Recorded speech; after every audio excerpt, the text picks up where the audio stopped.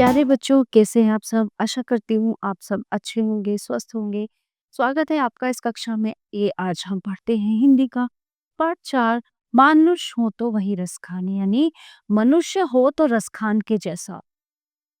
तो इस पाठ में जो है श्री कृष्ण के बारे में बताया गया है कि जो है रसखान कवि कहते हैं कि मतलब कैसे वो श्री कृष्ण के उपासक हैं और क्या वो करना चाहते हैं। कवि व रसखान सगुण ब्रह्म के उपासक थे। उन्होंने अपने भक्ति काव्य के माध्यम से सर्वधर्म संभाव की अनोखी मिसाल प्रस्तुत की। वे श्री कृष्ण की सुंदर बाल लीलाओं के वात्सल्य में खोकर अपने इष्ट देव के समीप रहने की कामना करते हैं। वे श्री कृष्ण की गाय चराने वाली लाठी और कंबल के सामने तीनों लोकों के ऐश्वर्य को तुच्छ मानते हैं। उनका ये भक्ति में अनुपम अनुराग भक्ति काल के कवियों में उनको उत्तम स्थान दिलाता है। शुरू करते हैं।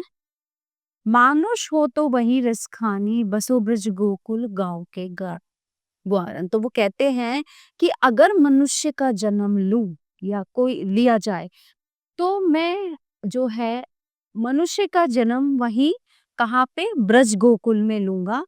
तो वहां पे जो है वहां की मिट्टी में, वहां के लोगों के बीच में मैं जो है जन्म लेना चाहता हूँ और मैं वहीं पे रहना चाहता हूँ, ब्रज में, गोकुल में।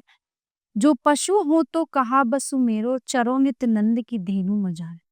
अगर मैं पशु बनूं तो पशु में गाय बनूं, जो नंद बाबा की गायों में शामिल हूँ। और जो है अगर धेनु मंझारण, अगर मैं पशु बनूं तो मैं गाय बनूं, जो ब्रज में, गोकुल में जो है नंद की गाय के रूप में जन्म लो। पाहन हो तो वही गिरी को, जो धर्यो कर छत्र पुरंदर धारण। और अगर मैं पत्थर बनूं या पहाड़ बनूं तो मैं वो पहाड़ बनूं जो जिसे श्री कृष्ण ने गोवर्धन पर्वत को अपनी उंगली पर उठाया था।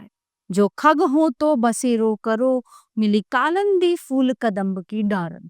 अगर मैं पक्षी हली तो पक्षी बनकर उस कदम की डाल पर बैठूं, जो यमुना के किनारे, जहां पर जिस जिस कदम पेड़ के नीचे श्री कृष्ण बांसुरी बजाते हैं। अगर मैं पक्षी बनूं तो मैं उसी कदम के पेड़ डाल पर बैठूं। या लकुटी अरो कामरिया पर, राजती हूँ पुर को तजी डारू।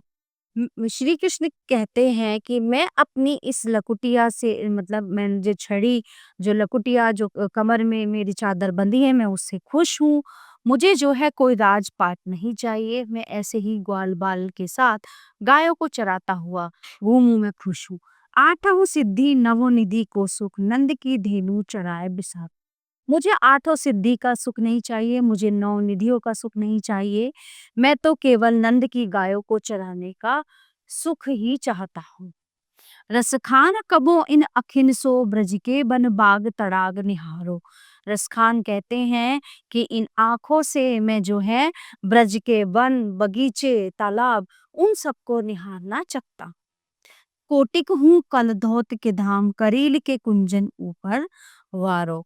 जो है मैं जो है यहाँ पे अपने कुंजवन में विहार करना चाहता हूँ। मुझे कोई राजा महाराजा की उपाधि नहीं चाहिए, मैं यहीं पे कुंज की गलियों में विहार करना चाहता हूँ।